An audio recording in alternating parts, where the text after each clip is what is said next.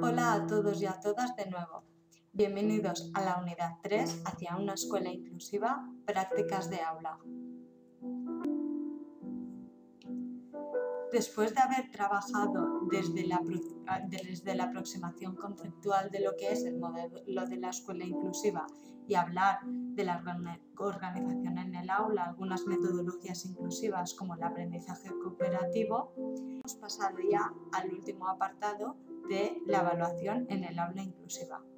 En este vídeo vamos a trabajar el último apartado de la unidad 3, que son los ejemplos de rúbricas para que podáis entender mejor cómo hacer una evaluación en el aula inclusiva.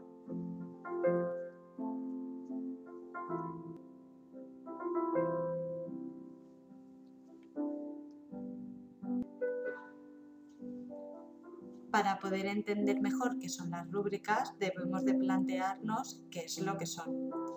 Aquí tenemos algunas definiciones de Arendt, Cebrián, Raposo y Acino y Gatica y Ubarrén, que las definen de la siguiente manera.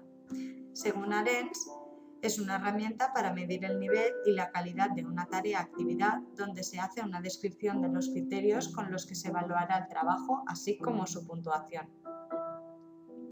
Según Cebrián, Raposo y Acino, es una herramienta que ofrece al estudiantado información acerca de las competencias que se espera de ellos, junto a descripciones que le informarán de qué tienen que hacer para lograr esas competencias. Y por último, según Gatica y Ubarrén, son tablas que desglosan los niveles de desempeño de los estudiantes en un aspecto determinado, con criterios específicos sobre su rendimiento. Para poder entender mejor qué es una rúbrica, vamos a desgranar cada uno de sus elementos. En primer lugar, vamos a hablar de los criterios de evaluación. Estos son indicadores o guías que reflejan los contenidos o los procesos más importantes.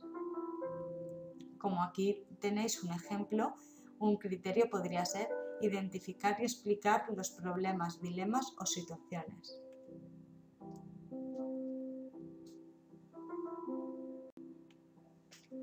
Otro elemento muy importante son las definiciones de calidad. Estos son explicaciones detalladas de aquello que el estudiante debe hacer para demostrar los niveles de eficiencia.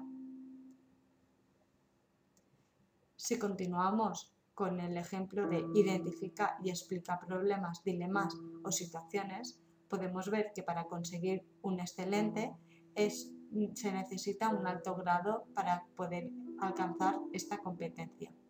Y como vemos, esta explicación detalla este alto grado que el alumno debe adquirir.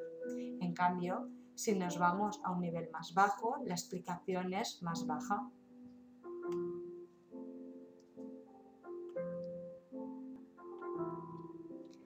Ahora pasamos a las estrategias de puntuación.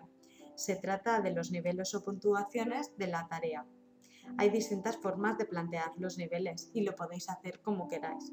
Puede ser por número, por excelente, satisfactorio, en progreso, iniciado o por regular, según la puntuación concreta de la tarea a evaluar, etc. Es decir, si tendríais que puntuar una tarea que al final de la evaluación valdría 2 puntos, podríais desgranar estas estrategias de puntuación de 0 a 2 puntos, según vuestras necesidades y lo que esperéis alcanzar de ellos.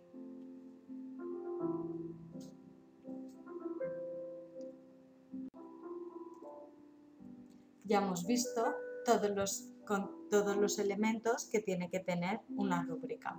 Aquí os dejamos con unas webs donde podéis realizar la rúbrica de manera online. Tenéis algunas que ya están hechas y solo tenéis que modificarlas e imprimir.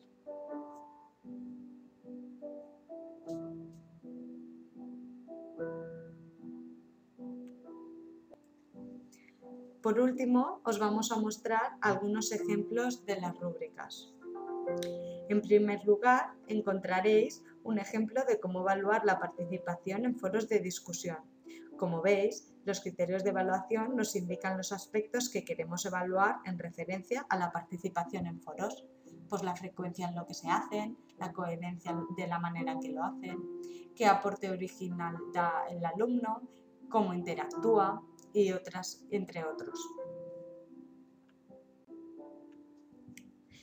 El segundo ejemplo que encontraréis es un ejemplo de evaluación de una unidad cualquiera.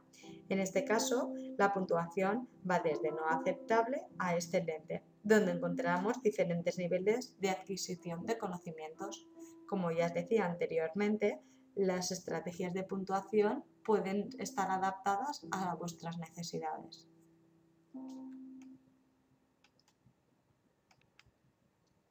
En tercer lugar, podemos ver un ejemplo de cómo evaluar una exposición. Esto lo pueden hacer tanto el alumno como el profesor. De hecho, es una muy buena herramienta para el alumnado. Así, cuando vaya a hacer una exposición, sabrá que se le va a exigir. Aquí tenéis algunos de los ítems o criterios de evaluación que hablan de la preparación, del interés, de la voz, del tiempo que utiliza, de la estructura, entre otras.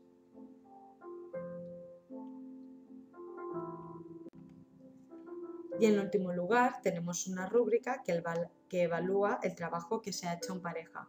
Esta rúbrica también puede adaptarse al trabajo en equipo. Como veis, esta rúbrica es un poco diferente a las demás y de lo que trata simplemente es de evaluar un ítem del 1 al 6.